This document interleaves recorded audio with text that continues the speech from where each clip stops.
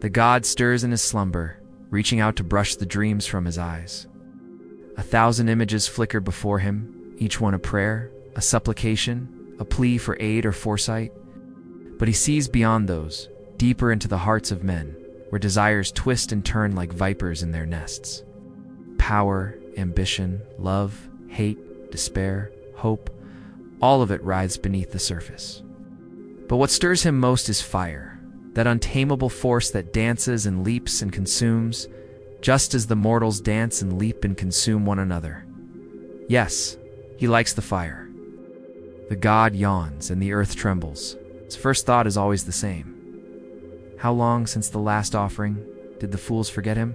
Did they think him deaf to their hymns? Does he dream too much? Are his ears filled with the music of the spheres? Long since the fire burned beneath his gaze? The god rises up, stretching his limbs, feeling the hunger thrumming inside him like an ancient heartbeat. It's time to wake. When he awakes, the first thing he sees is Tyre.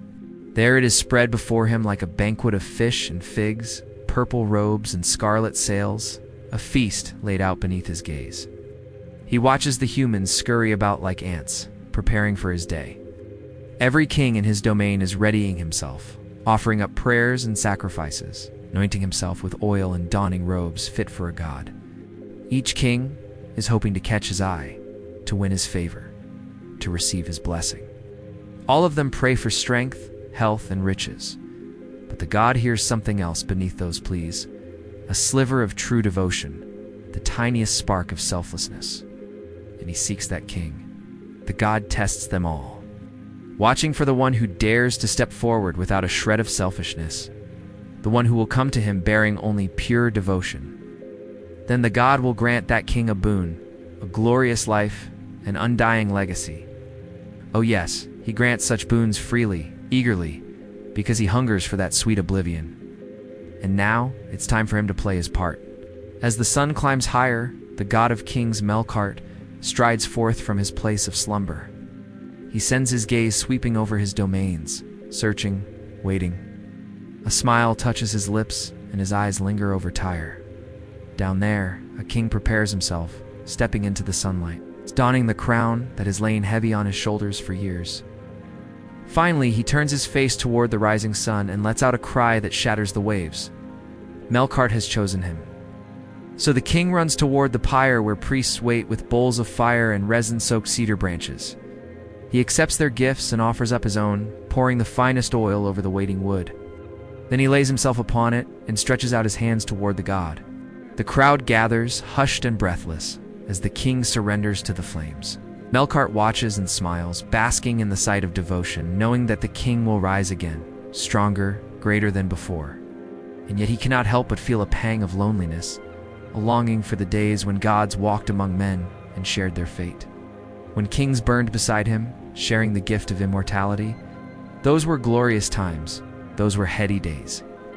And Melqart sighs, remembering. Do you want to hear another myth? Of course you do. Why would you be here otherwise? Well, then click on this link or this one instead. Ah, and don't forget to show your devotion. What are you waiting for? Go on, get going. The fire has not left you. Even when you step away from the temple, even when the waves crash against Tyre's seawall, the ember smolders in your chest, a glow that cannot be extinguished. You hear the city whisper of a tale so strange that historians still argue whether it was fact or blasphemy. A king of Tyre who did not merely build a temple for his god but burned himself alive within it. His name drifts across broken tablets and fractured scrolls. Some call him Hiram. Others a nameless ruler lost in smoke, but all versions converge on the same forbidden act. The king who burned for Melqart.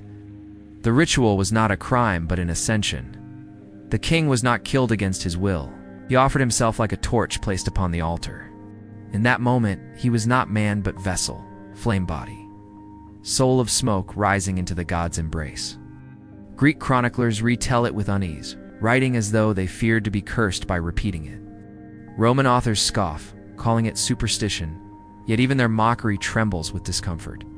You walk among the streets of Tyre as voices echo, merchants shouting, sailors returning, children darting between pillars. Yet above all this human clamor, you hear the whisper of fire.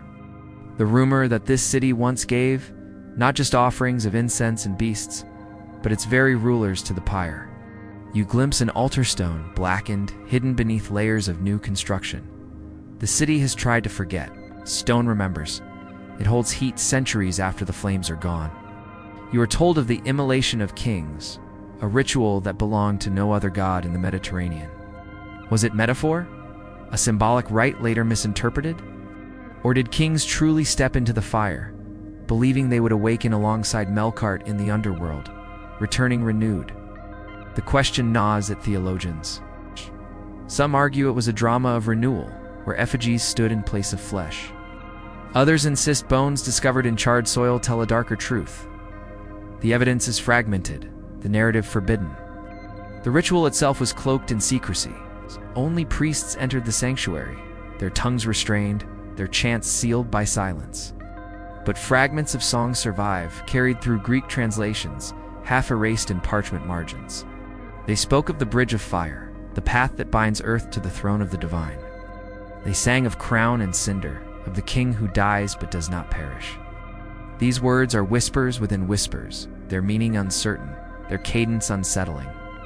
Was the king seen as martyr, hero, or God incarnate? No scholar dares declare. You imagine the scene. The night heavy with smoke, the people gathered at the plaza, the air thick with the scent of resin. The king mounts the pyre, the torches are lowered. For a moment silence reigns, and flame leaps, and the people breathe the name Melqart into the night. The god awakens, not as idol of stone, not as statue gilded in gold, but as fire itself, devouring the king and making him eternal. For Melqart is not a god who blesses lightly. He demands the totality of devotion. To be king of Tyre is not merely to rule men, but to serve the god with one's life. Outside observers condemned the rite as barbaric, Herodotus hinted but did not name. Later writers conflated Melqart with Heracles, reducing the mystery to a tale of labors and strength, stripping the fire from the god's hands. Beneath these polite substitutions lies a darker truth.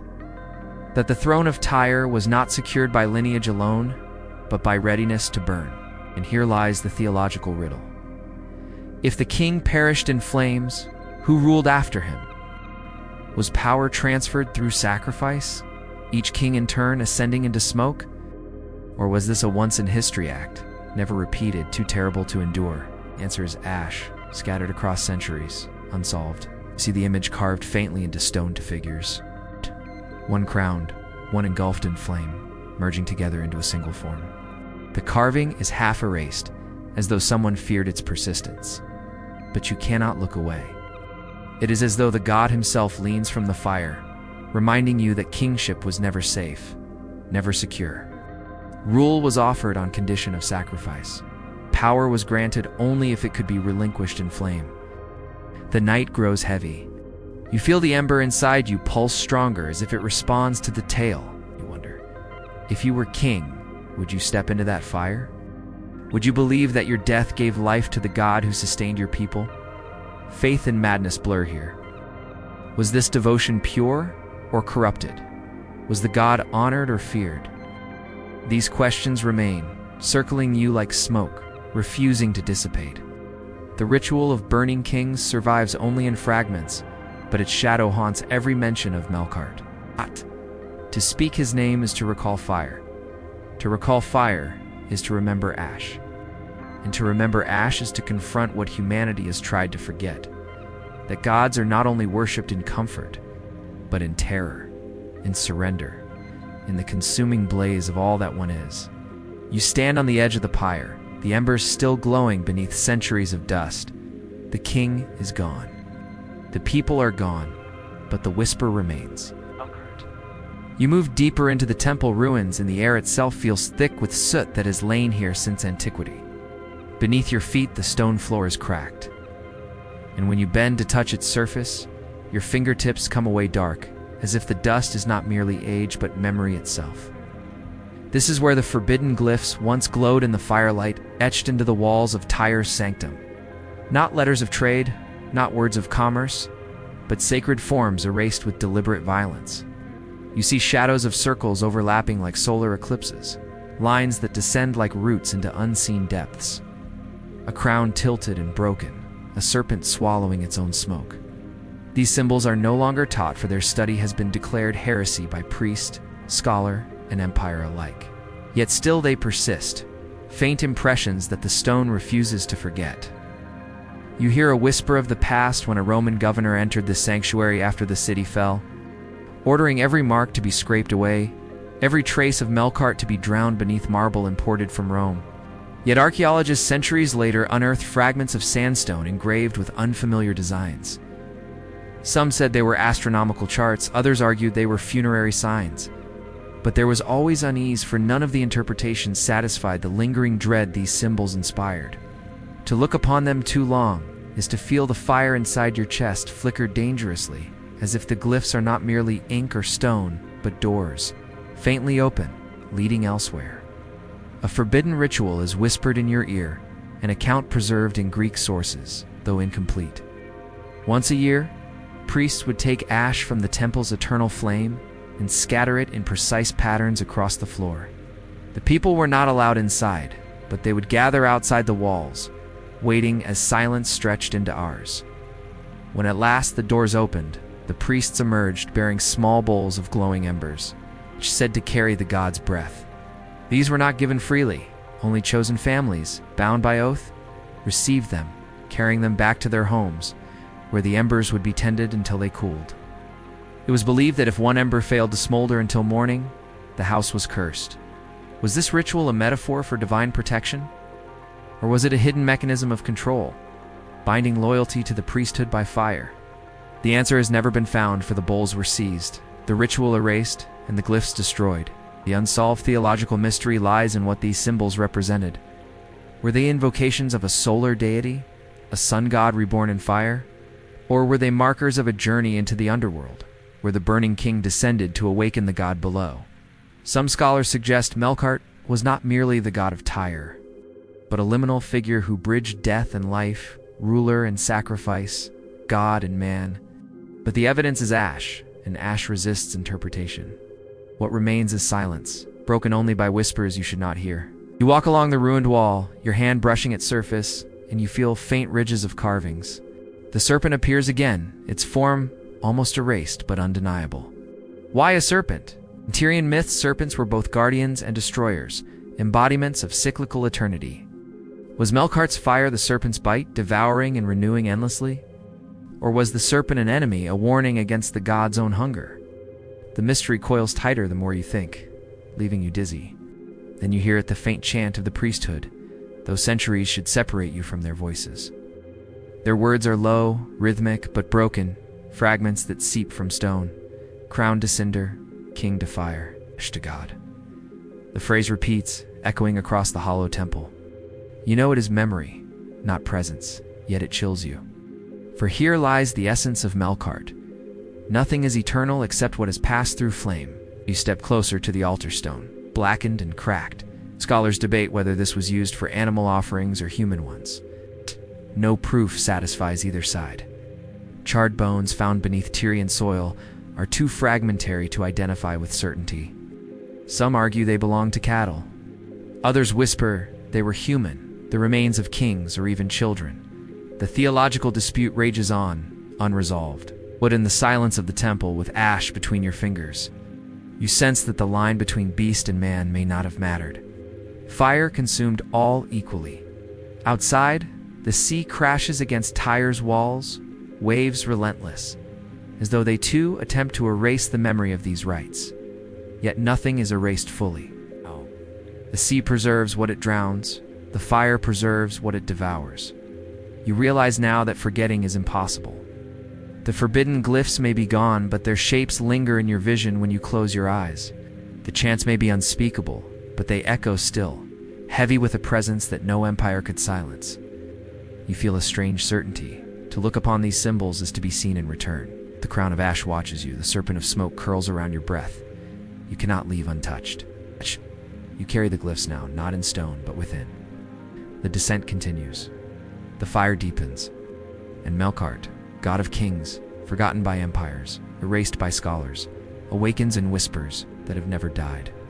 You turn your eyes westward, beyond Tyre's towers, beyond the Phoenician ships heavy with cedar and purple dye, to the horizon where the sea darkens into mystery. For Melqart's cult did not remain confined to Tyre. It sailed with the merchants, the explorers, the colonizers, spreading like fire carried in lanterns across the waves. The priests whispered of a temple at the far edge of the world, where the setting sun kissed the ocean and vanished each night into the underworld. This was Gades, or Gadar, the place the Romans later called where the god of kings became a god of horizons. You imagine the voyage. Sails full of salt wind, the sky heavy with gulls, the ship creaking as it cut westward.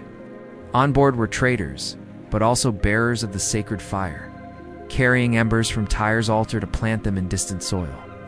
The ritual of fire was not extinguished in travel, it was the very compass of the journey. When you arrive at the edge of the Iberian coast, you see it, the twin pillars rising, monumental, gleaming in the last light of the sun. Ancient authors spoke of them as the Pillars of Melqart, later merged into the myths of Heracles, rebranded as his labors. But here, before conquest and renaming, they were fire altars bound to the sea. Within the temple, the rites unfolded in secrecy. Roman travelers who sought knowledge were told nothing, barred from entry, left only with rumor. They whispered of priests who burned not only offerings of incense, but carved wooden effigies of kings, each one draped in a miniature.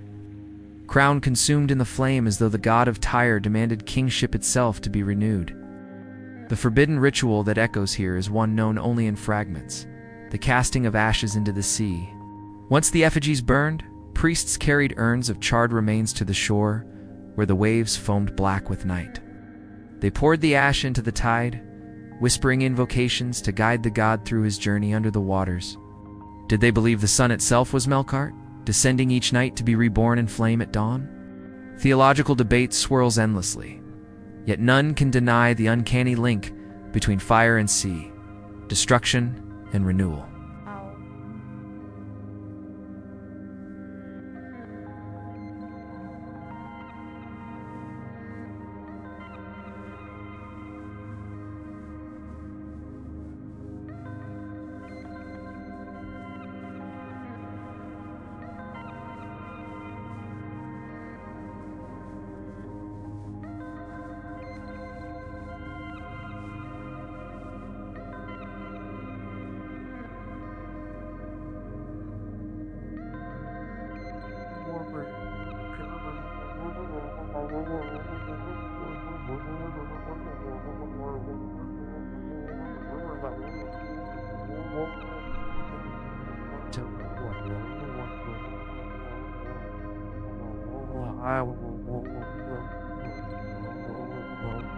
What? Ancient sailors feared approaching Gades, claiming the temple summoned tempests.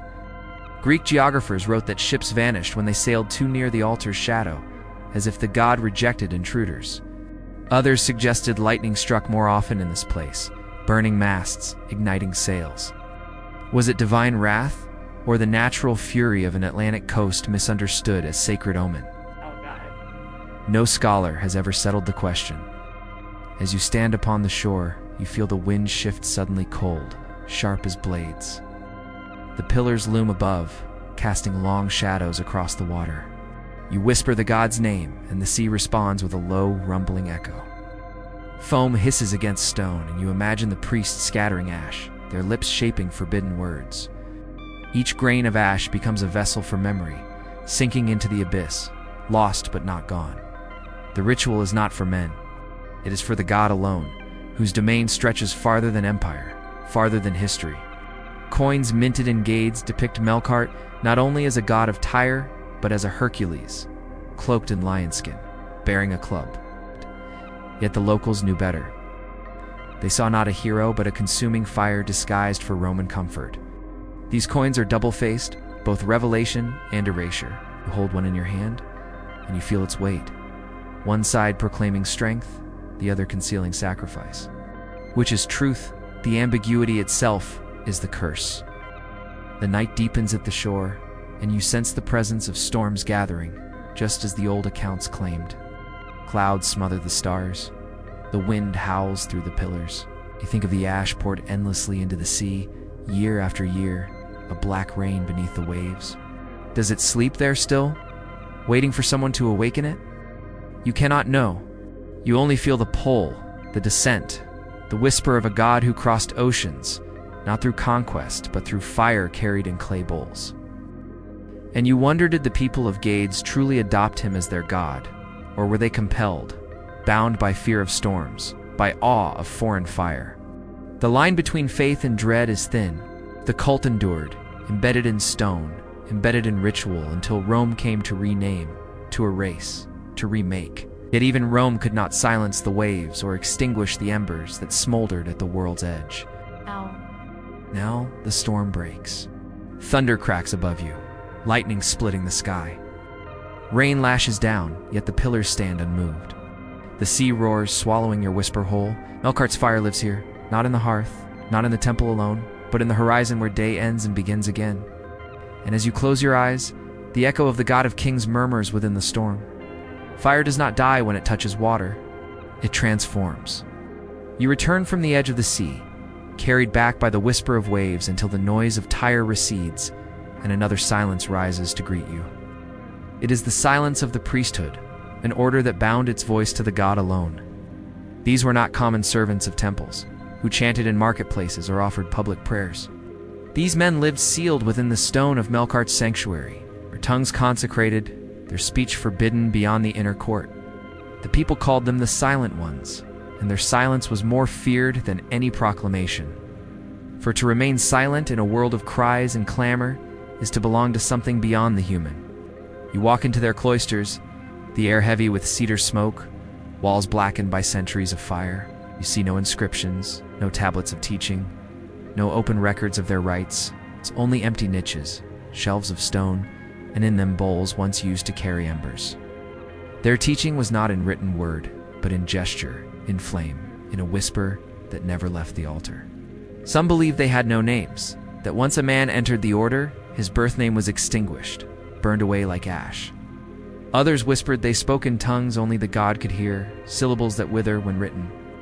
The truth is lost, for none outside the sanctuary ever heard their liturgy in full. A forbidden ritual lingers in memory. Once each year, at the height of summer, when the sun was most merciless, the Silent Ones gathered in the temple, lit no torches, struck no drums. They would sit in the dark, mouths closed, for a full day and night. The people outside would wait, listening, hearing nothing but the occasional crackle of the eternal flame. At dawn, the priests emerged carrying a single ember in a bronze bowl. They placed it at the city's gate, and all who passed beneath that day were said to walk under the god's gaze. Was it superstition? Was it the echo of an older covenant between king, people, and flame? The ritual itself is remembered only in fragments condemned later by Rome as empty superstition. But it is clear, silence itself was their sacrifice, a devotion more terrible than words. The unsolved mystery persists. What did these priests believe? Did they imagine themselves vessels of Melqart, or merely guardians of fire? Some inscriptions in distant lands suggest the order may have preserved astronomical knowledge, charting the rising and setting of stars, connecting fire on earth with fire in the heavens. Yet no records survive intact. Scholars argue, theologians speculate, but the silence remains louder than any interpretation. As you stand in the ruined cloister, you feel the hush close around you. Even your breath seems too loud. Try to imagine a life where words are forbidden, where every thought must remain unspoken unless addressed to the god.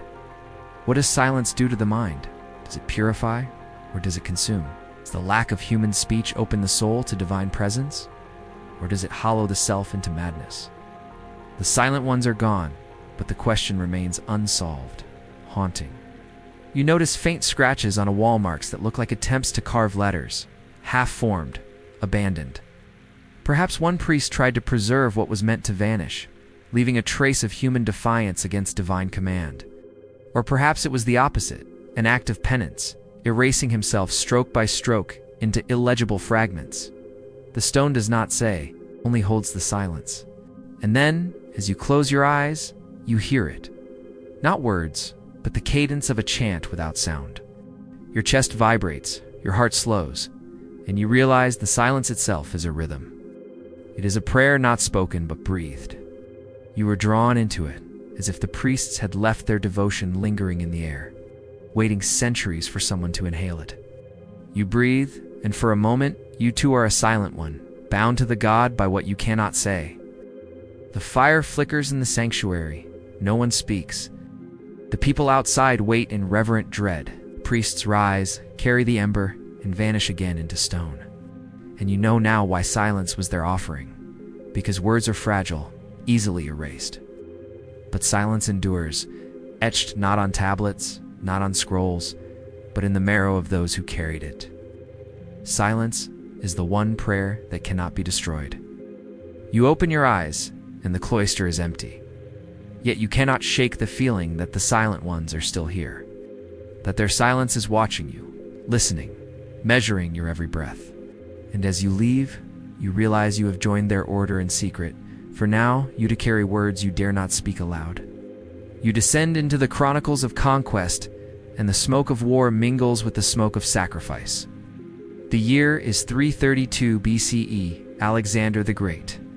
The young conqueror who had swept through Asia Minor and crushed Persia's armies now sets his gaze upon Tyre. He demands entry into the sacred temple of Melqart, the god of kings, demanding he must offer sacrifice as the chosen of Zeus Ammon. For he would not march onward without the favor of the god of kings. The Tyrians refuse.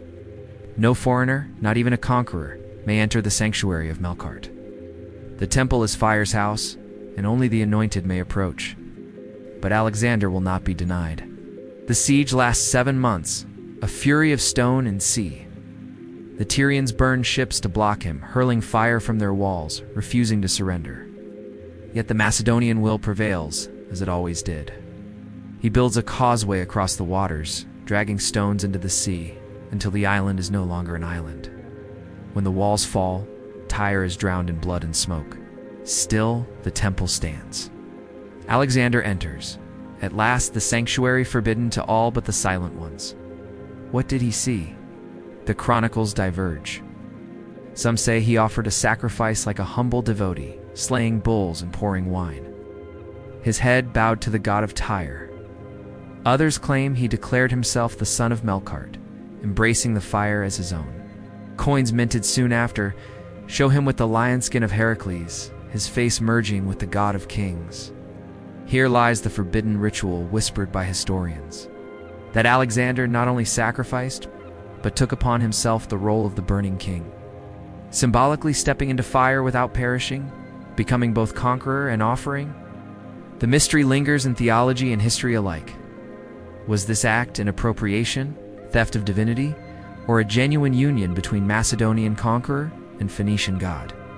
Did Alexander truly see himself as Heracles reborn, as Melqart incarnate, or was it political theater? A gesture to bind Tyre's devotion to his empire? No answer satisfies. The coins endure, the chronicles contradict, the temple's silence smothers the truth. You walk among the ruins of that same sanctuary, the walls blackened by centuries of fire and conquest. You hear the whispers of priests, their chants mingling with the clash of swords. Alexander's presence still lingers here, unsettling, for he was not a man who bowed to gods. He was a man who made gods bow to him. And yet in this place, he stood before Melqart's flame. Did he tremble? Did he hear the silence of the priests echo in his ears?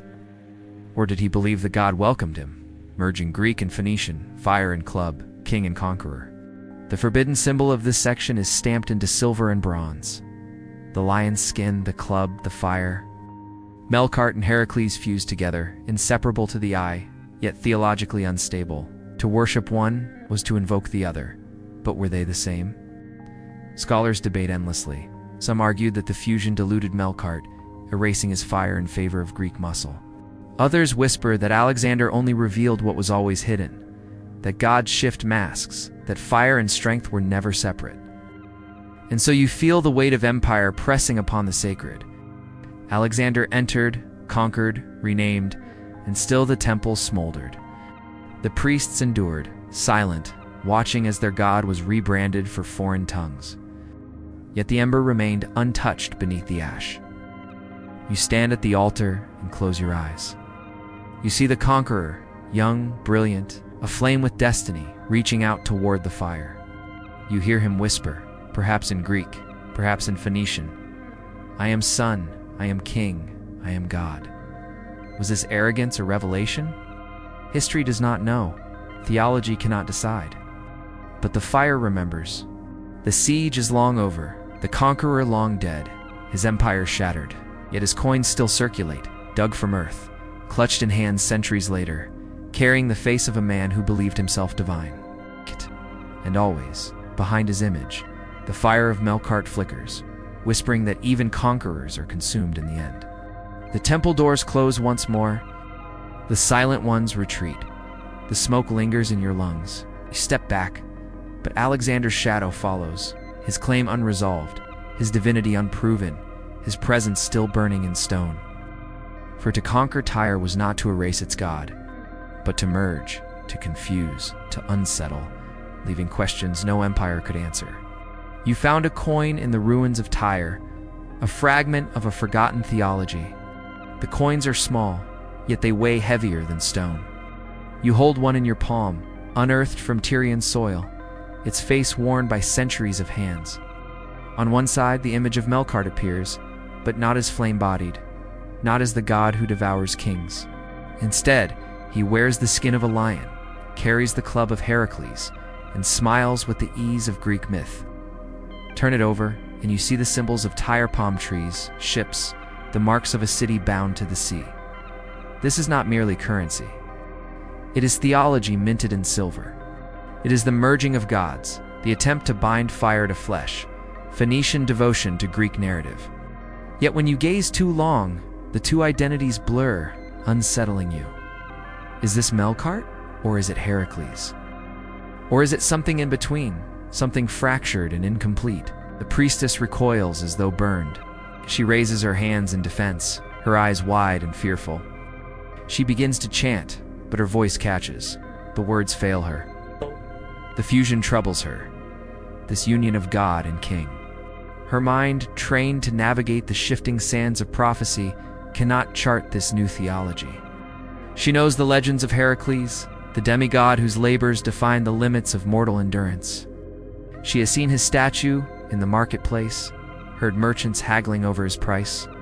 But she has never seen him on a coin, nor has she ever heard Melqart called by that name. The dissonance echoes in her ears. She feels as though she stands at the edge of understanding, peering into a chasm of meaninglessness.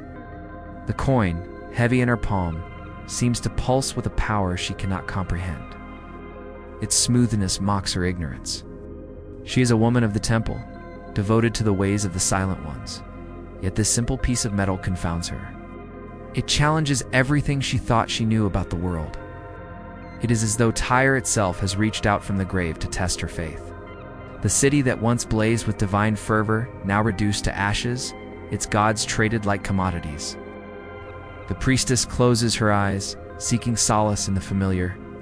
She murmurs a prayer to Melqart, the god who walks in the flames, who awakens in the furnace, who demands kings as sacrifices. But as she speaks, the words catch in her throat. She cannot pray to a lion-skinned hero. Her tongue falters. How can she invoke a deity she no longer recognizes? The coin grows colder, its weight settling into her palm like a curse. It is a relic of a lost age, a vestige of a faith that once burned brightly, but now flickers precariously in the winds of change.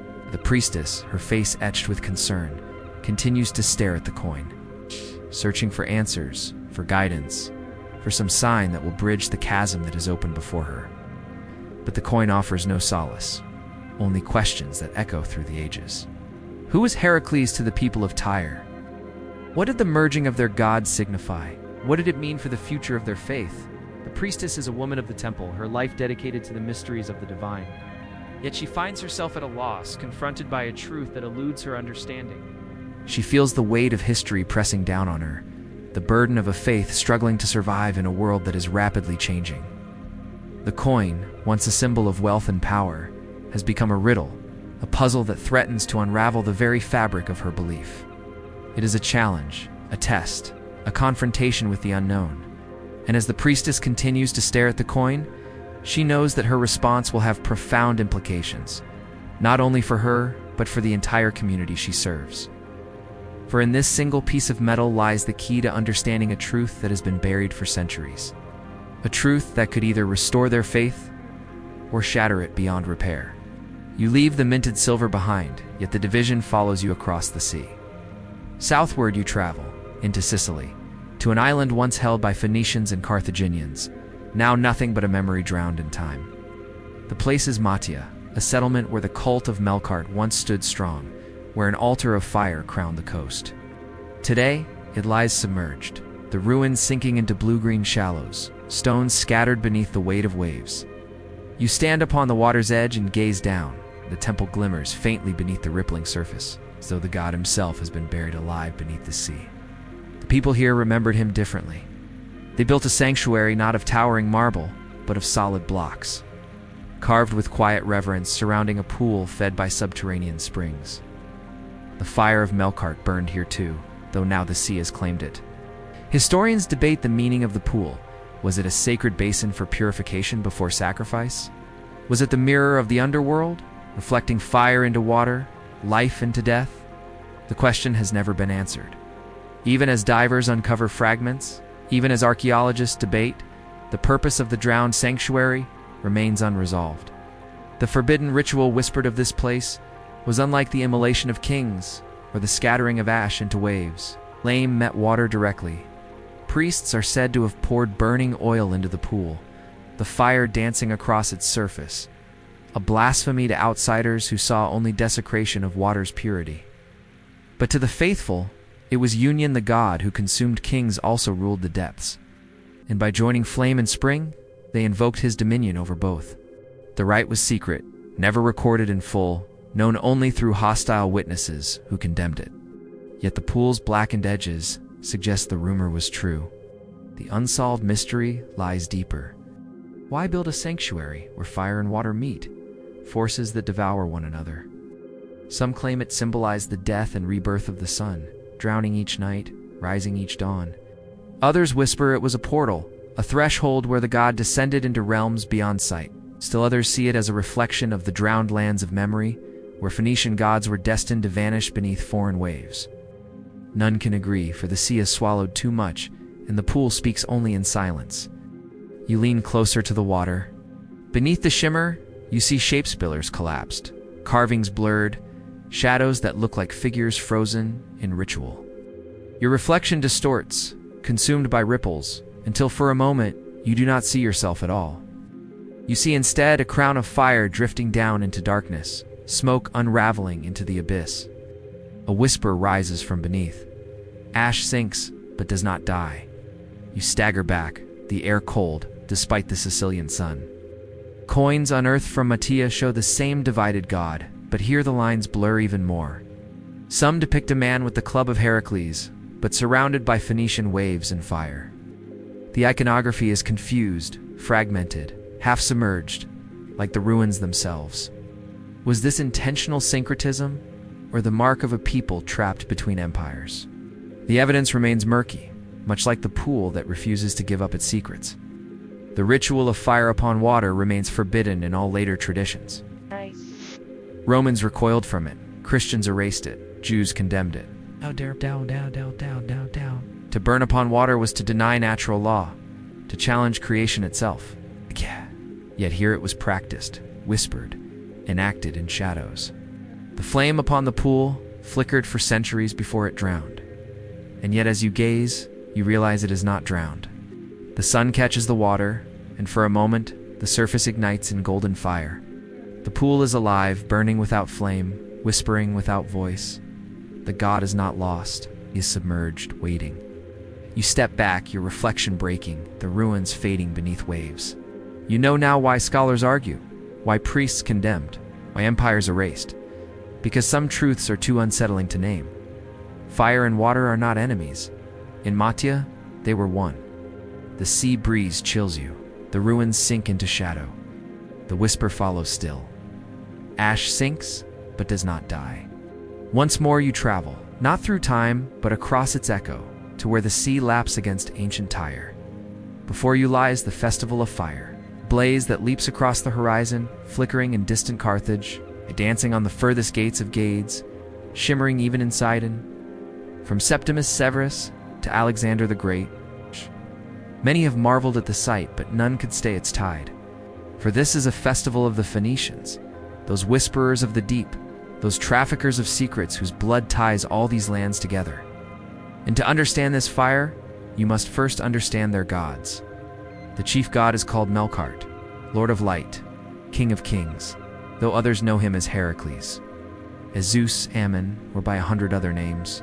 He is Lord of the sun and storm, giver of law and battle, and he demands to be remembered.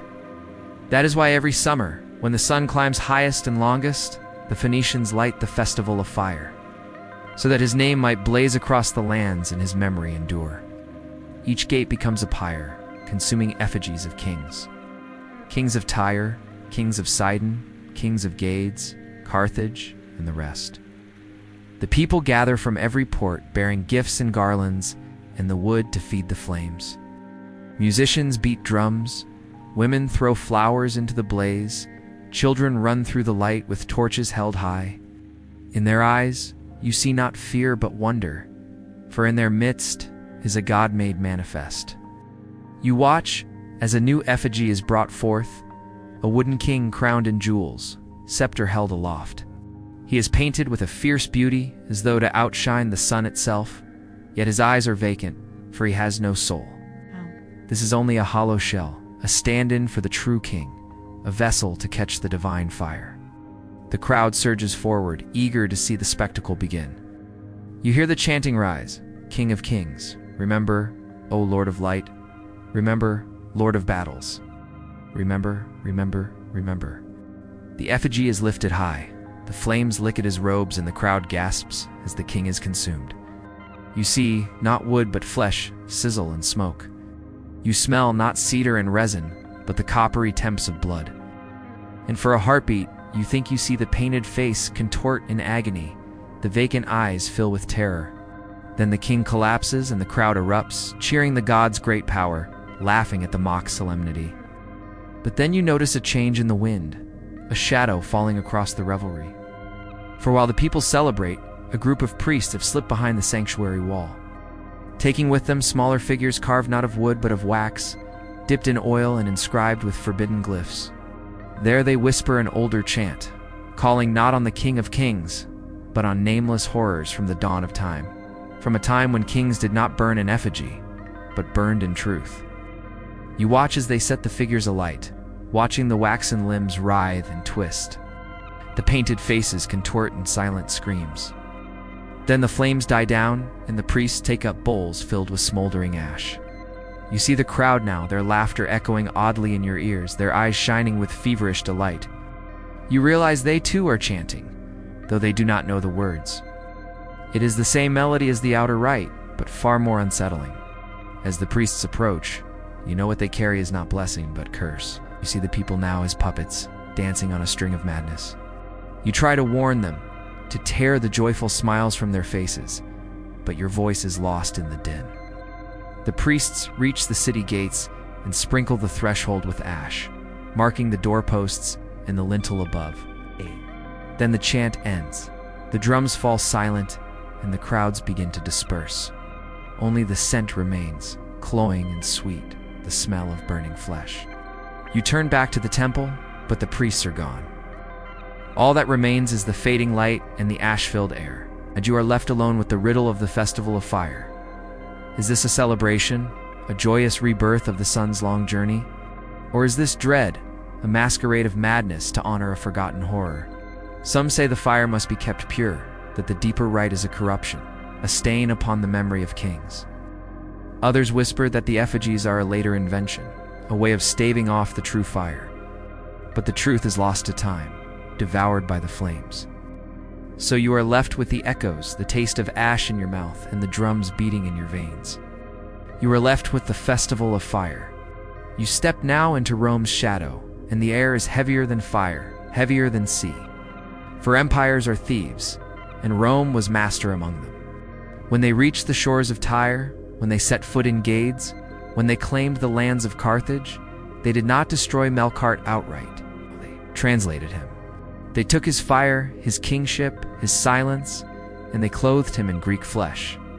Renaming him Hercules, reshaping his crown of flame into a club of strength, they stripped him of his pyres and clothed him in feasts, erased the ashes and replaced them with victories over beasts.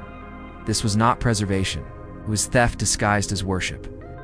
Coins, temples, inscriptions, everywhere the name of Melqart was replaced with Hercules. Roman generals sacrificed bulls at his altar, offering wine instead of silence, feasting instead of fasting. The god of kings was made into a god of labor. Yet whispers tell us that this was never complete. Beneath the Roman ceremonies, behind the gilded doors of temples, Phoenician priests continued their own rites in secret. They scattered ash in patterns unseen. They whispered forbidden chants after the feasts ended. They kept embers alive in hidden bowls. Hercules was the mask, but Melqart was the fire beneath it. The forbidden ritual that persisted was quiet, almost invisible. Families who traced their lineage back to Tyre kept small hearths in their homes, never letting the flame go out. To outsiders, it was merely a domestic custom. To the initiated, it was survival, a way of keeping the god alive when his temples were renamed. Mothers taught children to whisper the name Melqart while blowing on the coals. Fathers marked doors with ash while pretending to honor Hercules. Worship persisted not through public grandeur but through hidden embers, devotion disguised as daily life. The unsolved theological mystery lies in the nature of this theft. When Rome translated Melqart into Hercules, did they kill him or preserve him? Was the god erased, or did he live on, changed but still burning beneath? Some scholars insist the syncretism was shallow, a surface erasure that could not touch the deeper flame. Others argue the opposite, that once a god is renamed and reimagined, he is no longer himself, but something else entirely. Which is true, no one knows. The coin carries Hercules, the temple bears his name, yet the whispers beneath still call Melqart. You walk through a Roman temple now, columns towering, marble gleaming, priests sacrificing bulls in the Latin tongue. The people cheer, the empire is satisfied, yet as the smoke rises, you hear a quieter voice, almost beneath hearing, echoing from the stone itself. It speaks not Latin, not Greek, but the forbidden syllables of Tyre. You follow the sound into the shadows, where a single ember glows in a bronze bowl, hidden from Roman eyes. You know what it means? The theft is incomplete, fire remains. You imagine the confusion of worshippers holding coins of Hercules, attending feasts in his name, yet feeling in their bones that another god listens, another presence burns beneath. Faith becomes double, fractured, hidden. To the empire, they are loyal citizens. To the flame, they are keepers of an older covenant. And so the god survives in exile, not by power, not by conquest, but by whisper, by ash, by those who refuse to let embers die. This is how forbidden gods endure. Not in grandeur, but in secrecy. Not in triumph, but in survival. As you leave the Roman temple, you carry the unease with you. Hercules stands in statues, smiling, muscular, victorious. 8. But you know his shadow is deeper, darker. You know his mask conceals a fire that has not gone out. Rome may have stolen his name, but the god of kings still smolders beneath, waiting for the day when whispers burn louder than feasts. Today, we begin our journey at Carthage. We walk the ruined avenues of Carthage, where stones remember what empires tried to erase. Here, Melqart was honored alongside Balhaman and Tanit, gods of fire and offering, guardians of the city's fate. The Romans destroyed Carthage in fire and salt. But beneath the rubble, archaeologists have found something troubling. Steely, upright stones carved with cryptic images. Palms, crescents, stars, and the sign of an outstretched hand, symbols scholars cannot agree upon. Some say these are votive markers for children given to the flames. Others insist they are symbolic offerings, representations of life surrendered, but not literally taken. The stones do not answer. They stand mute, yet heavy with accusation. The ritual whispered, "Here is the rite of the Tophet." Families would bring offerings to an open sanctuary, laying them upon burning altars. Some sources claim these offerings were lambs or doves. Others insist they were infants, consecrated to the god in a fire of eternal covenant.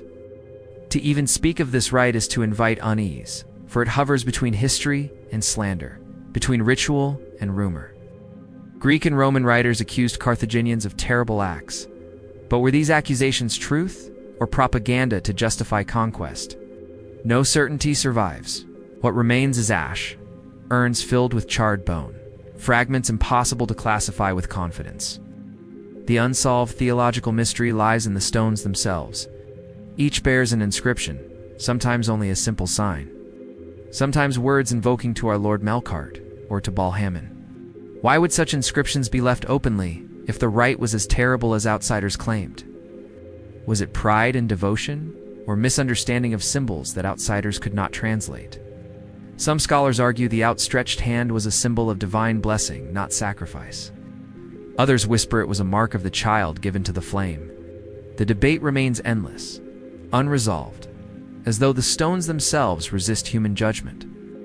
You wander through the ruins of the Tophet, broken altars surrounded by fragments of stele. The air is dry, yet you feel a phantom heat on your skin. The silence here is different from Tyre's temple silence. It is heavier, accusatory, as though the ground demands you choose between interpretations. Did Melqart's fire consume the innocent, or did it only burn symbols, effigies, echoes of devotion? You cannot know, but you feel the weight of those stones pressing upon you, forcing you to carry the mystery forward. The forbidden symbols stand stark before your eyes, crescent and star, palm and flame, and uplifted. They are not Greek, not Roman, but Phoenician, their meaning twisted by centuries of mistranslation. To look upon them is to admit ignorance, to confess that history is never whole. You close your eyes, and the ritual unfolds in imagination. The crowd gathers, the altar blazes, the priests move in silence, their chants rising above the roar of flame. A figure steps forward, bearing something precious, perhaps a lamb, perhaps a child, perhaps an image carved from wood. It is placed upon the altar. The fire devours, the smoke rises, the god awakens. The people bow. Their devotion is total. When you open your eyes again, the altar is only stone, broken and abandoned. Yet the unease remains. Perhaps this is the truth of the forbidden gods. They cannot be resolved, only endured. Their worship is a wound in history, bleeding uncertainty across centuries. Now the Romans built their city atop Carthage's ashes, renaming, rebuilding, reshaping. Beneath the marble, beneath the basilicas, the stones still whisper. They tell you that Melqart was here, not only in Tyre, not only in Gades, but in Africa too, worshipped with rituals too strange, too unsettling, too dangerous for the world to remember clearly. You leave the Tophet behind, but the stele follow you in thought. The hand, the crescent, the star. You see them in your mind's eye, burned into memory. They are symbols, not of clarity, but of haunting. And perhaps that is their truest purpose, to ensure that God is never forgotten, even if misunderstood forever. Thanks for watching. If you enjoyed this experience, consider following for more content. Thanks to all supporters who make these experiences possible. Your support helps us keep the lights and cameras rolling so we can continue bringing history to life. If you'd like to help us further, you can join our membership program by clicking the link below. We've got some exciting projects in the works, and so glad you're a part of our community. Till next time, farewell. I had a vision today while meditating on fire. Hope you like it.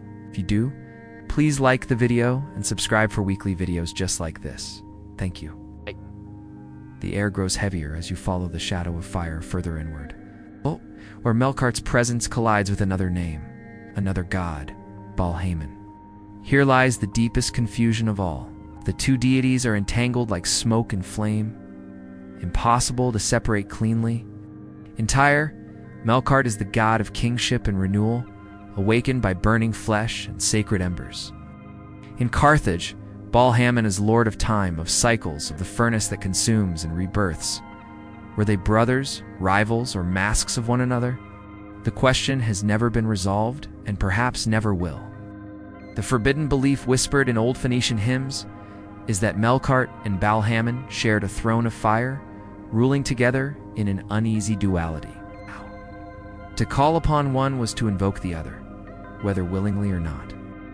In some inscriptions, the names blur, as though scribes themselves could not decide. Scholars argue that the cults merged under Carthaginian rule, while others insist they remain distinct, The ambiguity is not accidental, it is the very essence of their worship. To worship fire is to admit you cannot control it. To name the god of fire is to risk losing his name entirely. The unsolved theological mystery pulses here like a wound. Was there ever truly a distinction? When families offered at the Tophet, when kings raised their hands toward the flame, did they cry Melqart or Baal-Hamon? Or did they believe that both answered two names for one consuming presence? The debate has raged for centuries, dividing historians, theologians, archaeologists. Some claim Melqart was solar, Baal-Hamon chthonic.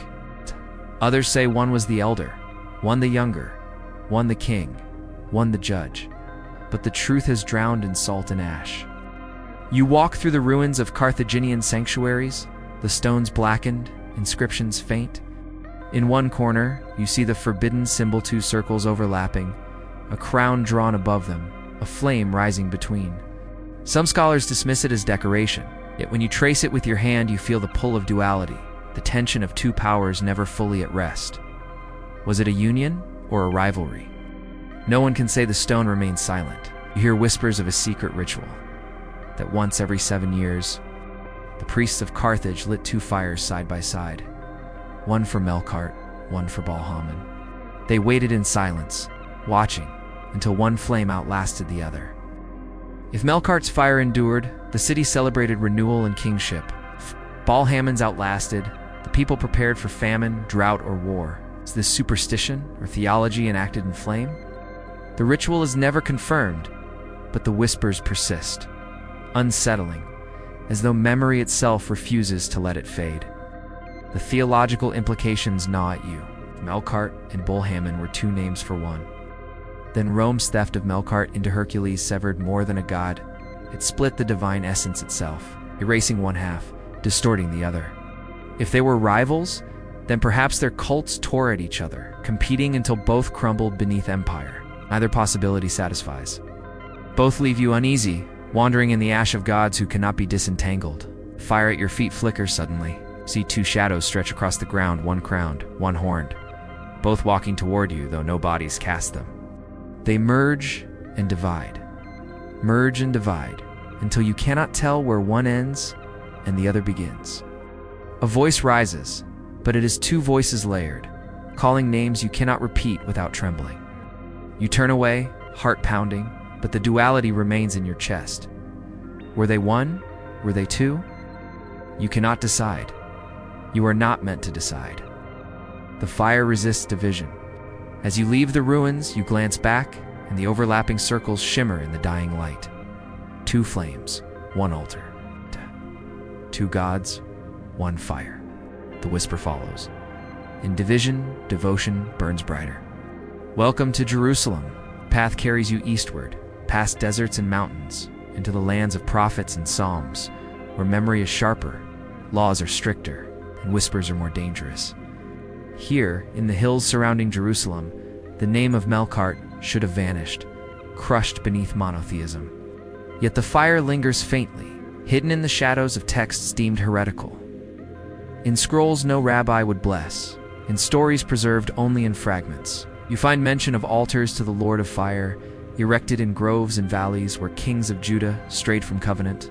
You find records of outlawed offerings, burnings beneath the open sky, smoke rising like a challenge against the temple itself. Were these offerings to Baal, to Moloch, or whispered more rarely, to Melqart, the god of Tyre who was carried inland by merchants and wives of foreign kings? The forbidden ritual is told in fragments, that in secret families gathered at night and lit small fires on hilltops, whispering the god's name as they offered grains or incense. Some whispered that the true ritual was darker, that children were passed through fire in honor of the forgotten god. The Hebrew prophets raged against it, calling it abomination, idolatry, betrayal. Yet their fury suggests something real, something persistent, something too powerful to ignore. The fires may have been outlawed, but outlawing does not erase memory. It buries it where it burns unseen. The theological mystery lies in the overlap of texts. In certain scrolls, the forbidden fires are condemned as if directed toward Baal, in others, toward Molech. But the names shift, blur, overlap. Could Melqart have been among them, hidden behind foreign syllables, his cult surviving in the margins of Israelite history? Scholars debate endlessly. Some argue the Phoenician god was imported through royal marriages, quietly worshipped alongside Yahweh until prophets struck it down. Others insist the fire rites were distinct, that Melqart was never invoked. But the echoes are too close to dismiss, the smoke too thick to deny. You walk into the valley of Hinnom, later called Gehenna, where fires once burned without ceasing. The ground here feels scorched even now, centuries later, as though the earth remembers every offering laid upon it. The silence is oppressive. You feel as if unseen eyes watch you, judging, weighing your presence. You whisper the name Melqart, and the air grows hotter, though no flame burns. The prophets' voices rise in your ears, condemning the practice, forbidding the fire. Yet their rage reveals fear not of nothing, but of something real, something alluring. Why else condemn with such passion unless the people were tempted, drawn, swayed? The forbidden fire was more than rumor. It was a presence, a rival that haunted Israel's faith. The stones around you bear faint marks, indistinguishable, eroded. Were they altars, or simply rocks shaped by time? No one can be certain. Yet when you close your eyes, you see the glow of embers, the silhouettes of figures bowing low, the chant of a name you should not hear. The fire of Tyre had crossed borders, had found its way into valleys meant for another god. And so the theological riddle deepens. Did Melqart survive here in exile, outlawed yet alive? Was he hidden beneath other names, worshipped in defiance of prophets? Or was he only rumor, slander, the shadow of foreign gods projected onto Israelite fears? The question cannot be answered. Fire is gone, but its smoke still chokes the texts. Its whispers still unsettle the faithful. You leave the valley, your footsteps echoing. The city above gleams with holy light, yet beneath it smolders memory of a fire outlawed, forbidden, erased. Descent continues, and you carry with you the ash of contradictions. For in Jerusalem, the God of Kings was not honored. He was outlawed. Yet in being outlawed, he was remembered. And memory, even cursed, is a form of survival. The temple's gone. Bronze doors melted down, the pillars sawn through, the altars smashed, the idols thrown in the sea. The fish are playing with bits of Baalbek today. There's nothing left of the cult of Melqart in this place except echoes and dust. Even the memory of the city has been drowned out. It's called something else now, like a sore throat. What was it? Tyre, Tyre, Tyre. Some old woman croaks, leaning on her staff. She doesn't remember why she came to the shore. You descend now into exile itself, where gods are not worshipped, but whispered, where their names are not carved in stone, but carried in memory. By the 4th century, the cult of Melqart had crumbled beneath Christianity's rising tide. The temples were closed, their altars dismantled, their embers doused. The Romans had already disguised him as Hercules, and the church went further, declaring all remnants of his worship heresy. Yet fragments survive, scattered across lands once Phoenician. In remote villages, peasants lit bonfires at midsummer, claiming they were to honor saints or to ward off spirits. But the rhythm of the flames, the circling dances, the scattering of ash upon thresholds, all of it echoes the festival of fire. Names had changed. Prayers had shifted, but the pattern remained. The forbidden ritual of exile is subtle. Families did not speak of Melqart openly for fear of priests and inquisitors. Instead, they told tales of a fire that wakes the world, of a king who burns, but does not die, of a god who sails beneath the sea and rises again in flame. Children heard these stories as fairy tales, never knowing they carried the echo of a god erased. The god survived in silence, in folk custom, in disguise. He was never invoked aloud, but he lingered, a shadow at the edge of memory. You find yourself standing before a crumbling ruin, half submerged in the sand. Wind-scoured stones half buried beneath centuries of neglect. Here, right here, the sea crashes against the base of a shattered column, pounding the shore with the ceaseless rhythm of waves. You recognize the triglyphs in the gutta, the anthemion, the volutes, the whole vocabulary of Doric grandeur. But no one around you sees more than broken masonry. No one remembers the temple of Melqart on the north wall, hidden beneath centuries of sand. Two figures stand close, mouths open, and silent song.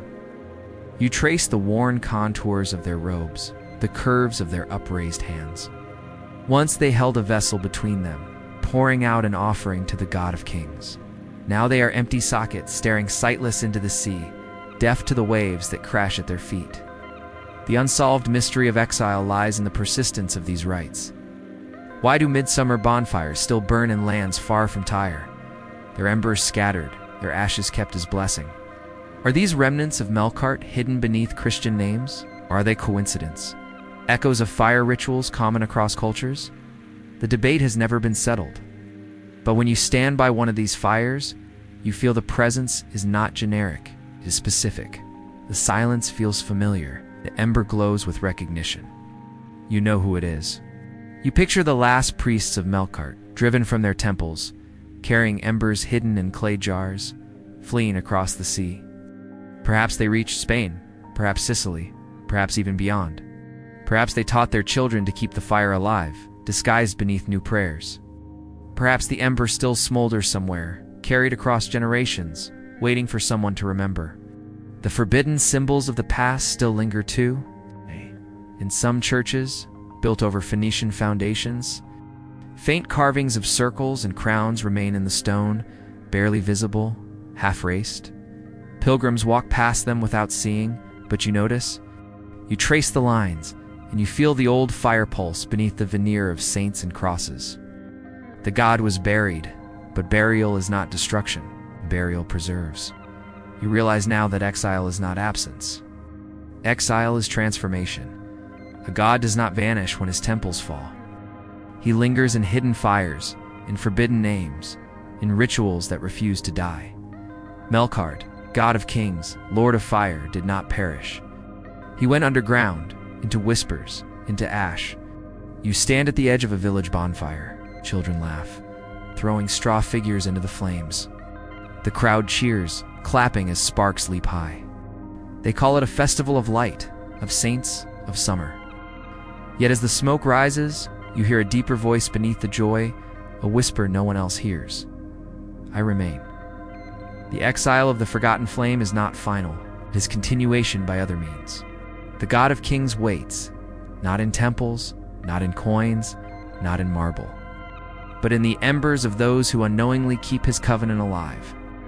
And you who have followed him this far, feel the ember catch in your own chest, a flame disguised as breath, waiting to be spoken once more.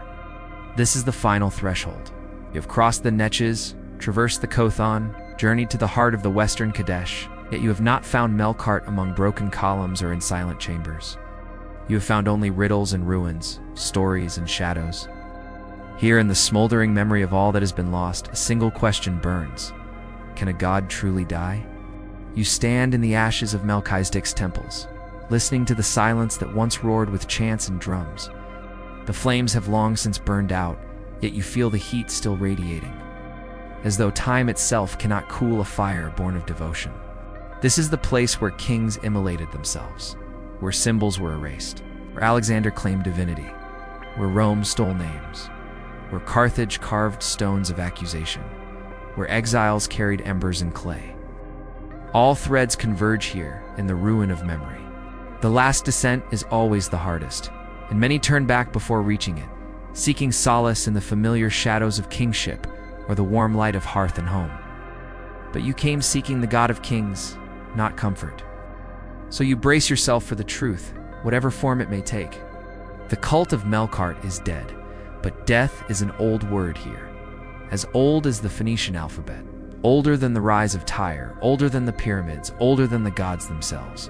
It means only transition, becoming, return.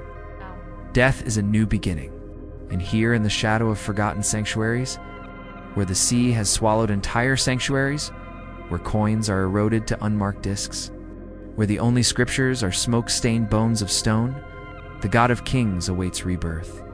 You sense it in the silence, in the ruins, in the cries of gulls overhead. You feel it deep within you, a spark waiting to be fanned to flame. Here in the heart of the western Kadesh, you find the cult of Melqart not in the daylight hours, but on the edge of twilight, when the world is dying and the god is reborn. You find it in the ritual whispered by late antiquity's heretics, the ritual to raise the god of kings from his grave of ashes. They said the ember was not extinguished, but waiting. They said the god of kings could never be killed, only forgotten, and that forgetting itself was the truest form of exile. To speak the name is to open the wound, to draw the god's presence nearer. But the ritual is incomplete, for no one remembers the full chant. Only fragments remain. Crown to cinder, king to fire, ash to God. To utter these words now is to stir something you cannot control. Here amid the ruins, you complete the litany. You began before leaving, you bade. You confess what you have seen and felt on this entire descent. You name the kings who burned, the priests who silenced their tongues, the conquerors who claimed divinity, the coins that split gods in two, the temples drowned and buried, the stones carved with accusation, the fires outlawed yet alive. You confess all of it, and in doing so, set the God of Kings free. The fire of revelation burns bright. In the end, you understand now. The cult of Melqart is everywhere and nowhere, dead and alive. The God of Kings is lost in the fire, but fire does not vanish. Fire transforms. The ruins glow faintly in twilight.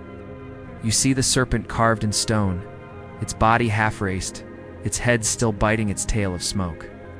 You see crowns crumbled, thrones shattered, altars overturned. Yet in the silence, you hear the same word, breathed again and again, though no lips move.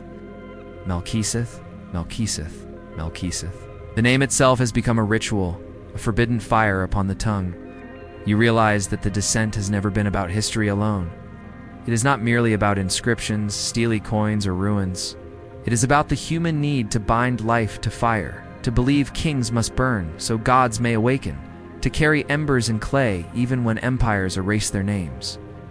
You step back from the ruins, but the smoke follows you, curling around your shoulders, seeping into your breath. You cannot leave it here. You carry it now, as all exiles do, as all survivors have. The God of Kings is lost in the fire, but fire does not go out. It finds vessels to inhabit, stories to possess. The God of Kings is gone, yet he is also not gone. He lingers in the questions, in the unease, in the whispers that outlast marble and empire alike. The cult of Melqart is dead, yet it is also not dead. It lives on in those who remember, however faintly, that a god may be reborn if his name is spoken over flame by one who carries his ash. The descent is done, but the ember remains in you. You have walked through kings who burned, priests who silenced their tongues, conquerors who claimed divinity, coins that split gods in two, temples drowned and buried, stones carved with accusation, fires outlawed yet alive. You stand in ash, but you do not stand alone. The God of Kings lost in the fire has found you, as all forgotten gods eventually do. The night is quiet now, and yet it is not silence. You walk away from the ruins, but the path does not release you. The air tastes of ember, faint and metallic, as though ash has dissolved into the breath of the world. Above you, the stars shimmer like sparks scattered by some unseen hand, each one a reminder of fire that burns without end. You realize the descent into Melqart's memory has changed you. You are no longer merely a listener, no longer merely a seeker. You are a carrier, a vessel, a wandering ember. The scholars will continue to argue, sifting through coins and fragments, debating whether kings ever truly burned, whether effigies stood for flesh, whether the Tophet was sacrifice or symbol. Their words will pile upon one another like sand over stone. But none of their debates touch the truth you have seen.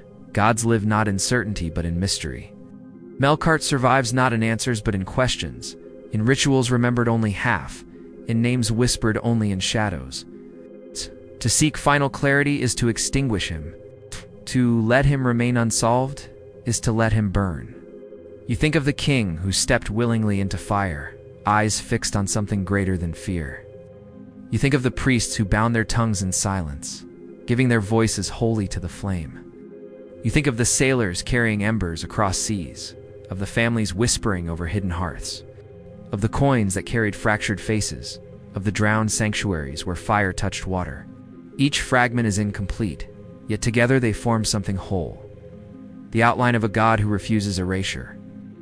The fire lingers in exile, but exile is not death, it is waiting. Every midsummer fire, every scattered ash, every hidden ember is a fragment of remembrance, a defiance against oblivion. And now you know that remembrance is itself a ritual, the only offering that matters. You pause at the edge of the path. Behind you, the ruins breathe with shadows. Before you, the night stretches on. In your chest, the ember glows faintly, steady, alive. You whisper his name once more, and though no one else hears it, the world seems to shiver in response. Forgotten gods are never gone.